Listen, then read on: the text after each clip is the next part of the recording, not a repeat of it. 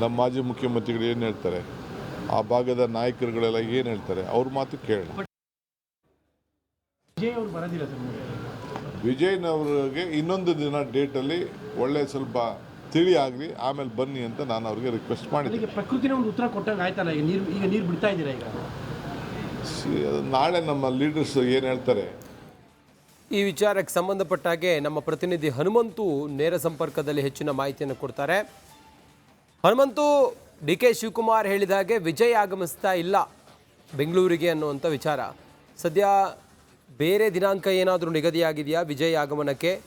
ಮುಖ್ಯಮಂತ್ರಿಗಳು ಏನು ಹೇಳಿದ್ದಾರೆ, ಯಾವ ರೀಸನ್ ಕೊಟ್ಟಿದ್ದಾರೆ ಬರೋದಿಲ್ಲ ಅಂತೇಳಿ ಹೇಳೋದಕ್ಕೆ?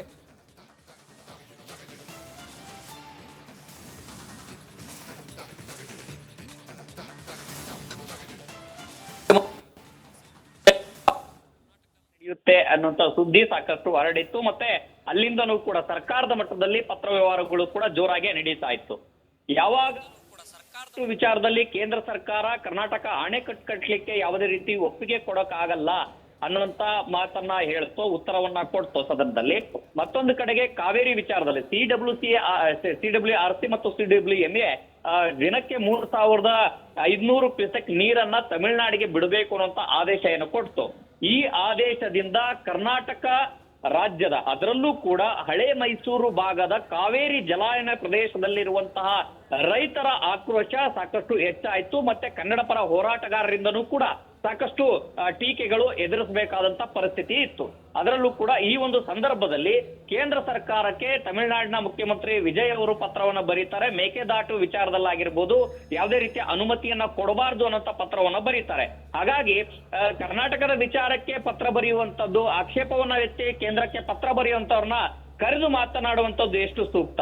ಒಂದೊಮ್ಮೆ ಅವರು ಇಲ್ಲಿ ಬಂದು ಮಾತನಾಡಿದ್ರೆ ಓಕೆ ಅನ್ನುವಂಥದ್ದಾದ್ರೆ, ಕರ್ನಾಟಕದ ವಿಚಾರಕ್ಕೆ ಅಣೆಕಟ್ಟು ಕಟ್ಟುವಂತ ವಿಚಾರದಲ್ಲಿ ಆಗಿರ್ಬೋದು ಅಥವಾ ಕಾವೇರಿ ವಿಚಾರ ನೀರು ಬಿಡುವಂತ ವಿಚಾರದಲ್ಲಿ ಕರ್ನಾಟಕದ ಪರವಾಗಿ ಒಂದಷ್ಟು ಓಕೆ ಅನ್ನುವಂತ ಮನಸ್ಥಿತಿಯಲ್ಲಿ ಬರ್ತಾರೆ ಅನ್ನುವಂಥದ್ದಾದ್ರೆ ಸಹಜವಾಗಿ ಅದನ್ನ ನಾವೆಲ್ಲ ಒಪ್ಕೊಳ್ತೀವಿ. ಆದ್ರೆ ಈಗಾಗ್ಲೇನೆ ಅವರು ವಿರೋಧವನ್ನ ಮಾಡಿರುವಂತ ಹಿನ್ನೆಲೆಯಲ್ಲಿ ಅವರನ್ನ ಕರೆಸುವಂತದ್ದು ಬೇಡ ಅನ್ನುವಂತ ಒಂದಷ್ಟು ಅಭಿಪ್ರಾಯಗಳು ಕೂಡ ಮೂಡಿ ಬಂತು. ಸೇಮ್ ಟೈಮ್ ರೈತರು, ಕನ್ನಡ ಪರ ಹೋರಾಟಗಾರರಿಂದನೂ ಕೂಡ ಗೋಬ್ಯಾಕ್ ವಿಜಯ್ ಅನ್ನುವಂತ ಅಭಿಯಾನ ಕೊಡೋ ಹೋರಾಟಗಳು ಶುರುವಾಗಿರುವಂತಹ ಹೊತ್ತಿನಲ್ಲಿ ಇಂತಹ ಸಂದಿಗ್ಧ ಪರಿಸ್ಥಿತಿಯಲ್ಲಿ ಏನಾದ್ರೂ ಅವರು ಬಂದು ರಾಜ್ಯಕ್ಕೆ ಬಂದು ವಿಧಾನಸೌಧಕ್ಕೆ ಬಂದು ಮಾತುಕತೆಯನ್ನ ನಡೆಸುವಂತ ಸಂದರ್ಭದಲ್ಲಿ ಏನಾದ್ರೂ ಆ ಮಾತುಕತೆ ಕರ್ನಾಟಕದ ಪರವಾಗಿ ಪ್ರತಿಫಲವನ್ನ ನೀಡಲಿಲ್ಲ ಅಂತಂದು ಹೇಳಿದ್ರೆ ಅದು ಸಹಜವಾಗಿಯೇ ಮತ್ತಷ್ಟು ಆಕ್ರೋಶಕ್ಕೆ ತುತ್ತಾಗುವಂತ ಎಲ್ಲಾ ಸಾಧ್ಯತೆಗಳು, ಲಕ್ಷಣಗಳು ಇರುವಂತ ಹಿನ್ನೆಲೆಯಲ್ಲಿ ಸದ್ಯದ ಇಂತಹ ಸಂದಿಗ್ಧದ ಪರಿಸ್ಥಿತಿಯಲ್ಲಿ ಬರುವಂತದ್ದು ಬೇಡ ಅನ್ನುವಂತ ಮಾತು. ಹಾಗಾಗಿನೇ ಅವರು ಬರುವಂತದ್ದು ಬಹುತೇಕ ಅನುಮಾನ. ಈ ಸಭೆ ಏನ್ ನಡಿಬೇಕಾಗಿತ್ತು, ಒಂದು ಸೌಹಾರ್ದಯುತ ಮಾತುಕತೆ ಏನ್ ನಡಿಬೇಕಾಗಿತ್ತು, ಆದ್ರ